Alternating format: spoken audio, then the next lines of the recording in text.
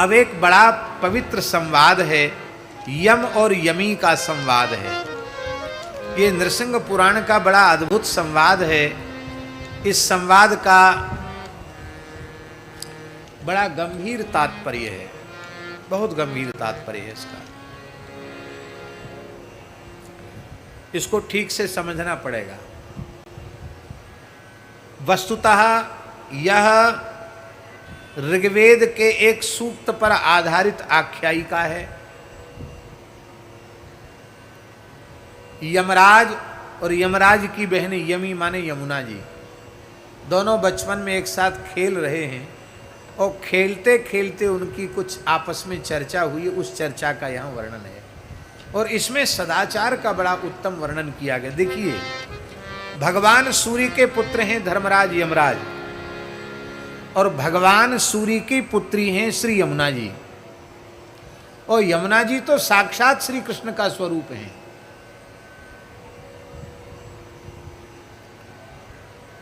श्री कृष्ण ही यमुना जी हैं, अलग नहीं है। भगवान की पटरानी है, सूर्य पुत्री है। और श्री यमराज परम भागवत हैं और सूर्य पुत्री यमुना जी तो भगवत स्वरूप ही हैं। इनमें एक भी दोष नहीं है। पर बड़े लोग कुछ नाटक करते हैं, लीला करते हैं छोटे लोगों को शिक्षा देने की दृष्टि से। तो यमराज और यमी इन दोनों का बचपन में खेलते हुए एक संवाद है। इस संवाद में हमारी भारतीय परंपरा कैसी पवित्र परंपरा है, हमारे यहाँ का सदाचार कैसा है, हमें कैसे अपने सदाचार का पालन करना चाहिए, इसका बड़ा सुंदर इस उपाख्यान में निरूपण किया गया। कहते हैं कि तौ तत्र संविवर्धेते पितृभवन उत्तमे क्रीडमानौ स्वभावेन स्वच्छंद गमनाभुवौ। सूर्य भगवान के भवन में खेलते खेलते यमराज और यमुना जी बड़ी हो गई। एक समय की बात है, यमराज से यमुना जी ने, यमी ने कहा कि भैया देखो, वस्तुतः यहां जो यमी ने, यमुना जी ने जो यमराज से कहा वो एक प्रकार से यमराज की अग्नि परीक्षा है। ध्यान में ही बात, परीक्षा लेने के लिए भी कई बार बहुत कुछ कहा जाता है। तो वो यमुना जी की परीक्षा में यमराज यहाँ एकदम अग्नि परीक्षा में उत्तीर्ण हो रहे हैं। और इसमें एक सीख मिल रही है कि भले ही भाई बहन ही क्यों न हो, उन्हें कभी एकांत में एक साथ लंबे समय तक खेल कूद के नाम पर भी नहीं रहना चाहिए। भागवत जी में तो स्पष्ट लिखा है, मात्रा स्वस्रा दुहित्रा वा न विविक्तासनो भवेत बलवान इंद्रियग्रामो विद्वान समपि कर्षति। इससे बड़ी बात क्या हो, मात्रा, मात्रा माने जन्म देने वाली माता, स्वस्रा माने बहन, द्वित्रा लड़की, इनके अपनी माँ बहन बेटी के साथ भी अत्यंत एकांत में किसी विद्वान पुरुष को नहीं रहना चाहिए, क्योंकि इंद्रियों का समूह इतना बलवान है कि कब किसी बुद्धिमान विवेकी व्यक्ति को भी मलमूत्र के कुंड में गिरा देगा, नरक कुंड में गिरा देगा, इसका कोई ठिकाना नहीं।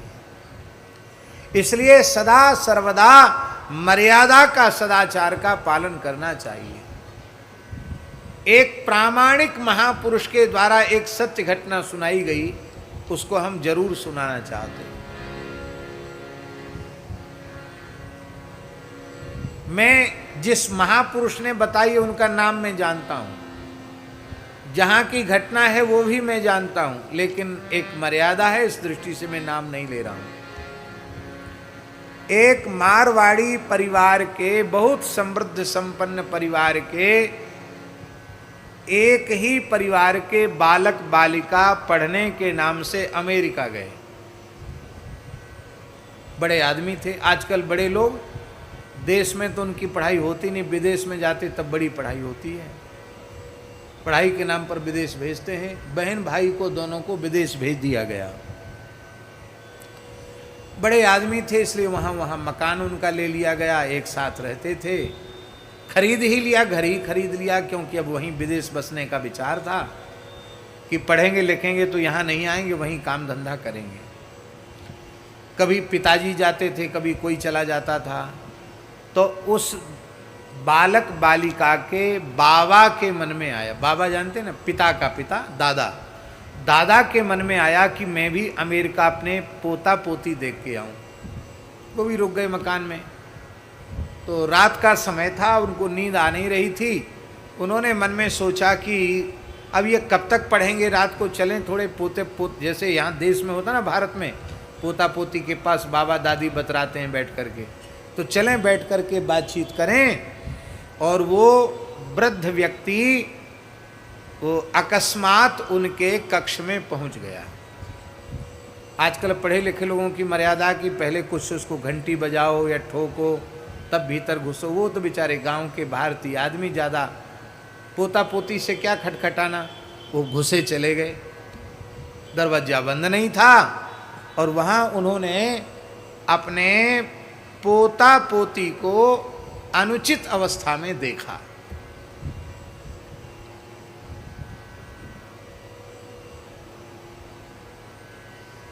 उनको अनुचित स्थिति में देख करके उनको बहुत ही पीड़ा हुई। उन्हें विश्वास नहीं हो रहा था कि मैं क्या देख रहा हूं। और वो पोता पोती बिल्कुल भी संकुचित नहीं हुए। उन्होंने डांट करके कहा कि बड़े असभ्य मूर्ख व्यक्ति हो। अंग्रेजी में फटकारा उनको, बड़े मूर्ख व्यक्ति हो, इस समय तुम बिना पूछे कैसे चले आए।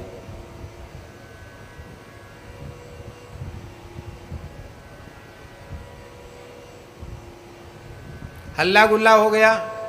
बोला अभी पुलिस बुला के बंद करवाऊं तुमको।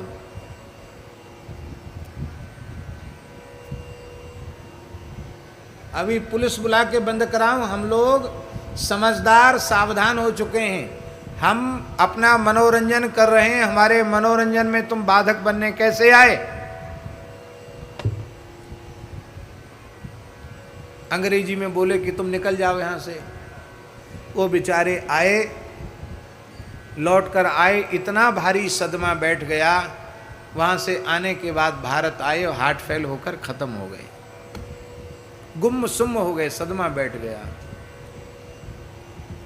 अच्छे परिवार की घटना है, एक बहुत प्रामाणिक व्यक्ति की सुनाई हुई घटना।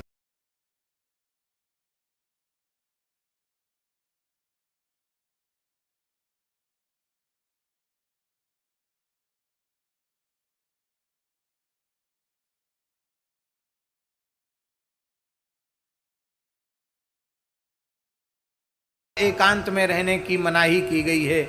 फिर संसार की दूसरी कौन सी ऐसी स्त्री है जिसके साथ एक साथ रहकर मनुष्य अपना संयम सदाचार ठीक रख सके। हमारे शास्त्रों में लिखा है, घृत कुंभ समा नारी तप्तांगारक पुमान। घी से भरे हुए कलश के समान स्त्री का शरीर है और धधकते हुए अंगार के समान पुरुष का शरीर है। धधकते हुए अंगार पर यदि घी का कलश रखा जाएगा वो पिघले बिना नहीं रह सकता। इसलिए संपर्क के त्याग की बात कही गई। विरक्तों के लिए, साधु सन्यासियों के लिए तो यहां तक शास्त्रों में लिखा है, न स्पर्शे दारवीम अपि। काष्ठ की बनी हुई स्त्री का भी स्पर्श साधु सन्यासियों को, विरक्तों को नहीं करना चाहिए। और गृहस्थ व्यक्ति के लिए अपनी अधिकृता पत्नी के अतिरिक्त किसी भी नारी का स्पर्श नहीं करना चाहिए। महाराज जी कहां तक कहें, हमारे यहां के सदाचार की मर्यादा है कि ब्रह्मचारी गुरुकुल में पढ़ता है तो गुरु माता के चरणों को भी छूकर प्रणाम नहीं करता है, भूमि पर मस्तक रखकर प्रणाम करता है। गुरु माता या गुरु पुत्री के शरीर की सेवा नहीं करता वो। आज संयम सदाचार नष्ट होता चला जा रहा है। तो ये जो यमराज और यमी का संवाद है, ये संवाद बहुत ही पवित्र संवाद है। इसको बड़े ध्यान से श्रवण करना। यम्युवाच यमी ने कहा कि न भ्राता भगनीम योग्याम कामयंतीम च कामयेत भ्रातृभूतेन किम तस्य स्वसूर्यो न पतिर्भवेत्।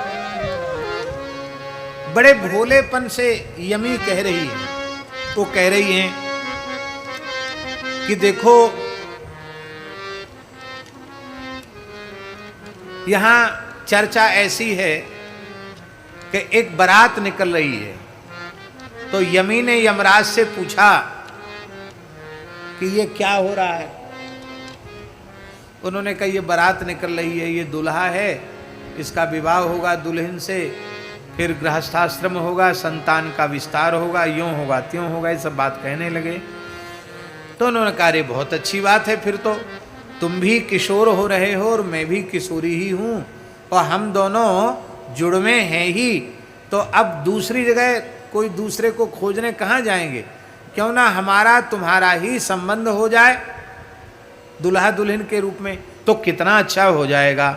इतना सुनते ही श्री यमराज ने अपने कानों पर हाथ रख लिए और कहा कि अरे बहन तुम क्या कह रही हो, ये धर्म और सदाचार के सर्वथा विरुद्ध है, तुम अभी बहुत भोली हो, छोटी हो, तुम समझती नहीं हो। देखो ये महापाप है जो अपनी बहन को पत्नी के भाव से कोई देखता है तो उससे बड़ा पाप और कोई दूसरा हो नहीं सकता। मनुष्य की यह मर्यादा नहीं है, पशूनाम एष धर्मस्यात् तिर्यग् योनिमताम शुभे। ये पशु लोग जो होते हैं पशु, इन पशुओं में ये ज्ञान नहीं होता कि मेरी माँ है कि ये बहन है कि बेटी है, पर मनुष्य में तो ज्ञान होता है कि मेरी माँ है, ये मेरी बहन है, ये मेरी पुत्री है। ये विवेक मनुष्य में होता है, किंतु पशु में ये विवेक नहीं होता है। यमी ने कहा कि आप कहते एक साथ नहीं रहना चाहिए, हम और तुम तो दोनों पेट में अपनी माता के एक साथ ही रहे। बोले हाँ ये बात बिल्कुल ठीक है, एक ही साथ रहे हैं अवश्य, लेकिन फिर भी तुम मेरी प्राण प्यारी बहन हो और मैं तुम्हारा प्यारा भाई हूं। भाई बहन के रूप में रहे हैं और सदा सर्वदा भाई बहन के रूप में ही रहेंगे। देखो बहन, जो अनिंदित धर्म है उसी का आचरण करना चाहिए, और जो धर्म का आचरण नहीं करता है वो स्वयं ही नष्ट भ्रष्ट हो जाता है। श्रेष्ठ पुरुष जैसा आचरण करते हैं उसके देखा देखी उसके पीछे वाले भी वैसा ही आचरण करते हैं। इसलिए यदि मैं धर्म का त्याग, सदाचार का त्याग करूंगा तो आगे की परंपरा ही नष्ट हो जाएगी। इसलिए नाहम स्पृशामि तन्वाते तनुम भद्रे दृढ़व्रता मुनिया पाप माहुस्तम यस्वसारम निगृह्णति। मैं मुनियों की दृष्टि में पापी नहीं होना चाहता। और इस प्रकार से अंत में श्री यमराज ने जो बात कही है वो बहुत प्यारी बात कही, बहुत ध्यान से सुने। यमराज कहते हैं कि हे मेरी प्यारी बहन, चित्तम में निर्मलम भद्रे विष्णु रुद्रे च संस्थितम अतः पापम पापम नेच्छामि धर्म चित्तो दृढ़व्रतः। मेरा चित्त भगवान विष्णु में और भगवान शिव में लगा हुआ है। जिसका चित्त विष्णु और रुद्र में लगा हुआ होगा, हरिहर में जिसका चित्त लगा हुआ होगा, उसके चित्त में कभी पाप उत्पन्न हो नहीं सकता है। मेरा हृदय तो भगवान श्री हरि में और भगवान शिव के चरणों में लगा हुआ है, इसलिए मैं स्वप्न में भी पाप नहीं कर सकता।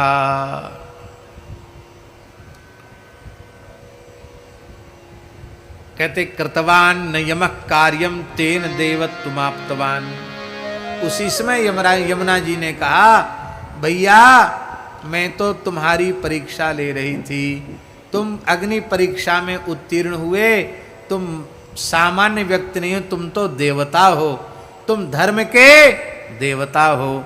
नराणाम दृढ़ चित्तानाम एवं पाप मकुर्वताम अनंतम फलमित्याहुस्तेषां स्वर्ग फलम भवेत्। इस प्रकार से जिनके चित्त में धर्म है ऐसे मनुष्य ही उत्तम लोकों की प्राप्ति के अधिकारी होते हैं। इस परम पवित्र उपाख्यान को जो श्रवण करता है उसके सारे पाप नष्ट हो जाते हैं। हव्य कव्य के समय पड़ता है तो देवता तृप्त हो जाते हैं, पितर तृप्त हो जाते हैं, वो यमलोक नहीं जाता है, पितरों के ऋण से उऋण हो जाता है और उसको यम यातना नहीं भोगनी पड़ती है। बोलो भक्तवत्सल भगवान की जय। इस प्रकार से यह यमराज और यमी का बड़ा पवित्र संवाद पूर्ण हुआ। यहाँ से आगे पतिव्रता की शक्ति और एक ब्रह्मचारी का संवाद और मातृभक्ति का बड़ा उच्च कोटि का वर्णन किया गया है, उसकी चर्चा हम कल करेंगे। और एक विशेष बात आगे कही गई है कि मनुष्य को कभी अनाश्रमी नहीं रहना चाहिए। 4 आश्रम हैं, ब्रह्मचर्य, गृहस्थ, वानप्रस्थ और सन्यास। इन चारों आश्रमों में से किसी न किसी आश्रम में रहना चाहिए। वर्तमान समय में अनाश्रमी लोग बहुत हैं। अब देखिए, यज्ञोपवीत संस्कार हो गया और यज्ञोपवीत के साथ ही समावर्तन हो गया। समावर्तन का मतलब क्या है? संपूर्ण वेद वेदांग का अध्ययन पूर्ण हो गया। अब वो समावर्तन कर्तव्य गृहस्थाश्रम में प्रवेश करे, तो गृहस्थाश्रम में तो प्रवेश किया नहीं, लंबे समय तक अनाश्रमी रह गया। न बाबाजी न जाबाजी, बीच में लटके हुए हैं। एक दिन भी अनाश्रमी नहीं रहना चाहिए। एक दिन भी अनाश्रमी रहने का दोष लगता है।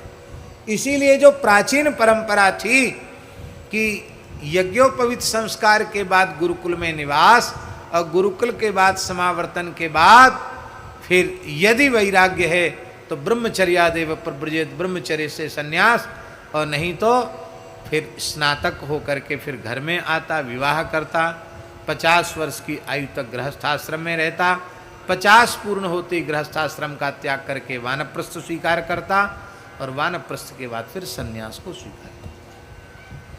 2 विधि है, आश्रमात् आश्रमम गच्छेत एक विधि और ब्रह्मचर्यादेव प्रव्रजेत दूसरी विधि। महाभारत के मुक्ति पर्व में तो यहाँ, संन्यास मुक्ति पर्व में तो यहाँ तक लिखा हुआ है कि ब्राह्मण को, जब ब्राह्मण घर में प्राण त्यागता है, गृहस्थ होकर प्राण त्यागता है, तो देवता उसके लिए शोक करते हैं कि अरे यह संन्यास नहीं लिया और यह घर में ही मर गया, कितना भाग्यहीन व्यक्ति है यह।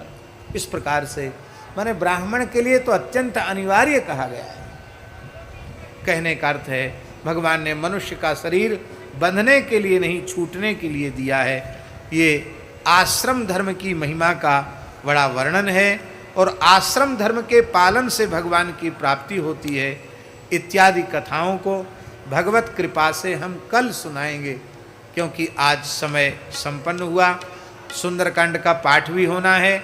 आप लोग सब नृसिंह भगवान का दर्शन भी करें और सब प्रसाद जरूर पाएं। जय हो प्रभु, जय हो। सब प्रसाद अवश्य पावें। अब एक बधाई गा लेते हैं और एक आध पद गा करके फिर आज आरती होगी।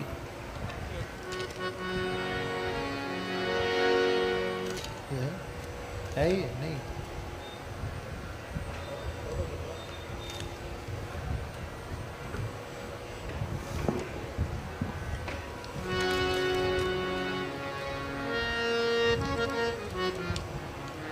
श्री राम जय जय राम, श्री राम जय राम जय राम, श्री राम जय जय राम,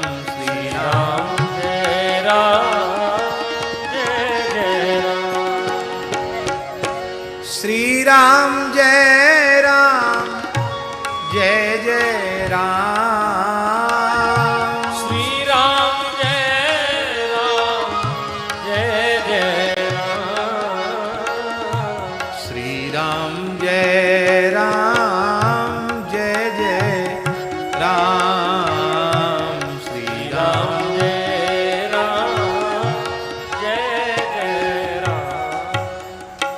जाको तुम अंगीकार कियो,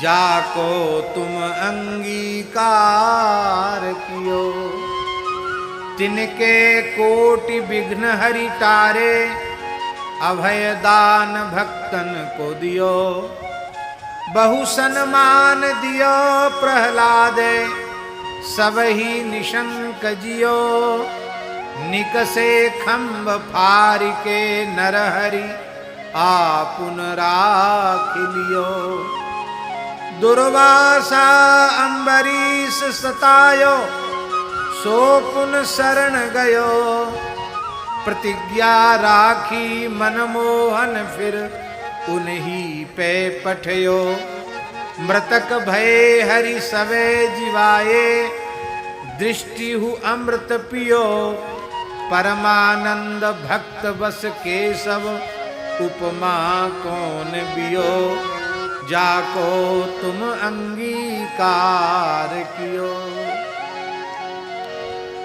आज मंत्री जी की प्रतीक्षा तो सवेरे ही हो रही थी अभिषेक में, लेकिन किसी काम में व्यस्त थे, तो आज चलो संध्या को नरसिंह भगवान का दर्शन करने पूर्णाहुति पर बधाई के समय आए हैं। अब हम लोग बधाई गाते हैं।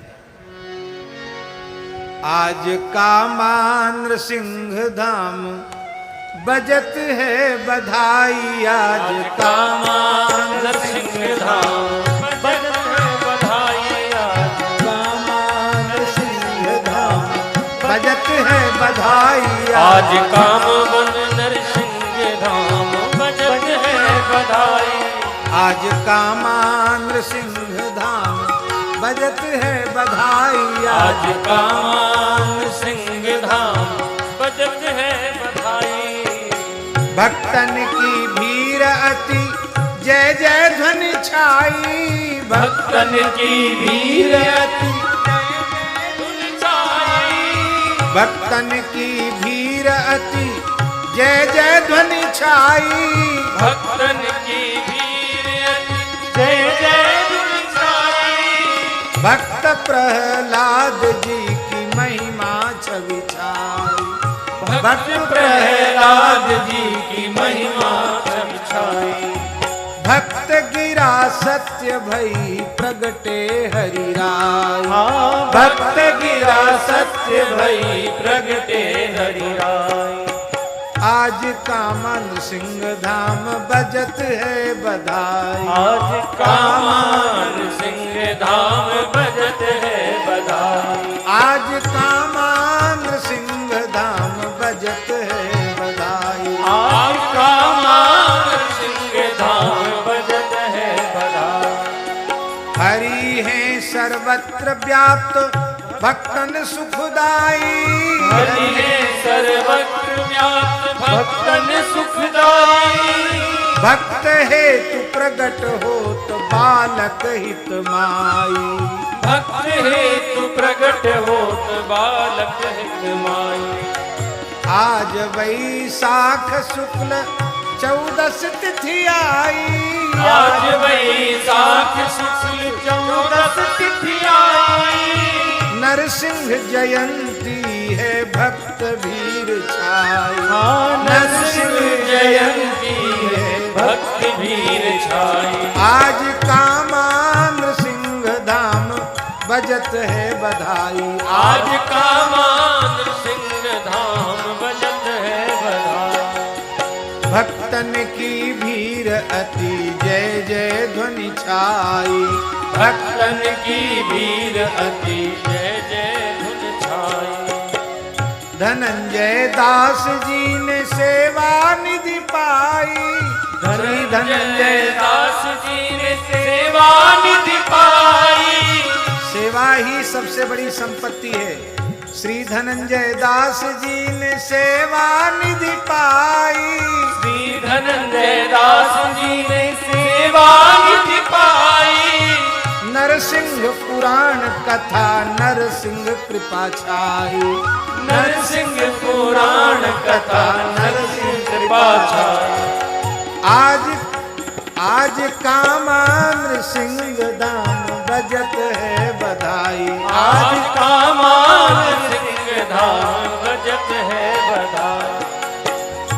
अति विकराल रूप सब ही भीति पाई। अति विकराल रूप सब ही पाई। नरसिंह भगवान को देख के सब डर गए, ब्रह्मा जी डर गए, शंकर जी डर गए, अरे कहाँ तक हैं, लक्ष्मी जी भी डर गए। अति ही विकराल रूप सब ही भीति पाई। अति विकराल रूप सब ही भीति पाई। ब्रह्मादिक व्याकुल भय सन्मुख को जाय। ब्रह्मादिक व्याकुल भय सन्मुख को जाए। श्रीहु को सौम्य रूप सको न मनाई। श्रीहु को सौम्य रूप सको न मनाई। भक्त प्रहलाद मुदित नृसिंह शरण भाई। भक्त प्रहलाद मुदित नृसिंह शरण भाई। आज कामा नृसिंह धाम बजत है बधाई। आज कामा नृसिंह धाम बजत है बधाई। त्रिभुवन जय जयकार, त्रिभुवन जय जयकार धुनि सुमन वृष्टि छाई। त्रिभुवन जय जयकार धुनि सुमन वृष्टि छाई। त्रिभुवन जय जयकार ध्वनि सुमन वृष्टि छाई। त्रिभुवन जय जयकार सुमन वृष्टि छाई। नृसिंह जयंती भक्त वृंद मिलि मनाई। नृसिंह जयंती भक्त वृंद मिल मनाई। नृसिंह की गोद प्रहलाद छवि छाई। नृसिंह की गोद प्रहलाद छवि छाई। विकट रूप अति कराल करुणा प्रगटाई। विकट रूप अति कराल करुणा प्रगटाई। आज कामान सिंह धाम बजत है बधाई। आज कामान सिंह धाम बजत है बधाई। अति दुलार चूमत अरु चाटत हर साई। अति दुलार चूमत अरु चाटत हर साई। ऐसा प्रेम जैसा नरसिंह भगवान ने प्रहलाद जी के ऊपर प्रकट किया, ऐसा कोई इतिहास नहीं है। प्रहलाद जी को चूमते हैं, प्रहलाद जी को अपने जिह्वा से चाटते हैं भगवान। अति दुलार चूमत अरु चाटत हर साई। अति दुलार चूमत अरु चाटत हर साई। नयन नीर देर भई पुनि पुनि पछताई। हाँ नयन नीर देर भई पुनि पुनि पछताई। आज कामा नृसिंह धाम बजत है बधाई। आज कामा नृसिंह धाम बजत है बधाई। वात्सल्य भाव देख बज उठी बधाई। वात्सल्य भाव देखी बज उठी बधाई। प्रश्न उठे कि वहाँ बधाई कहाँ से आई, वहाँ कौन बधाई गाएगा नरसिंह भगवान की। बोले जब प्रहलाद जी को गोद में लेकर दुलार करने लगे तो सब इतने प्रसन्न हो गए कि बस बधाई होने लग गई। भक्त वात्सल्य भाव देख बज उठी बधाई। वात्सल्य भाव देख बज उठी बधाई। देव बधू नृत्य करें देवन झरलाल। देव बधू नृत्य करें देवन झरलाल। आज कामा नृसिंह धाम बजत है बधाई। आज कामा नृसिंह धाम बजत है बधाई। भक्तन की भीड़ ब्रज भूमि छटा छाई। भक्तन की भीड़ ब्रज भूमि छटा छाई। बाजी सहनाई झांझ ढोलक धुनि छाई। बाजी शहनाई झांझ ढोलक धुन छाई। आज कामा नृसिंह धाम बजत है बधाई। आज कामा नृसिंह धाम बजत है बधाई।